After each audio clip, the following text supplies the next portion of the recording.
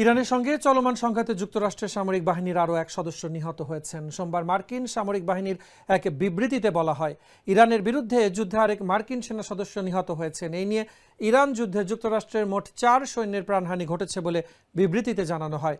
সামাজিক যোগাযোগ মাধ্যম এক্সে দেওয়া বিবৃতিতে যুক্তরাষ্ট্রের সেন্ট্রাল কমান্ড বলেছে, ইরানের সঙ্গে লড়াইরত অবস্থায় 2রা মার্চ আমেরিকান সময় সকাল 7:30 পর্যন্ত মার্কিন 4 সেনা সদস্য নিহত হয়েছেন। চতুর্থ এই সেনা সদস্য ইরানের প্রাথমিক হামলার সময় গুরুতর আহত হয়েছিলেন এবং শেষ পর্যন্ত তিনি চিকিৎসাধীন অবস্থায় মারা গেছেন।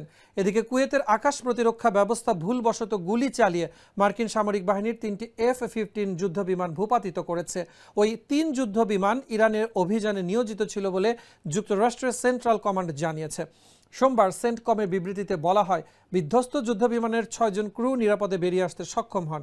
বর্তমানে তাদের শারীরিক অবস্থা স্থিতিশীল রয়েছে।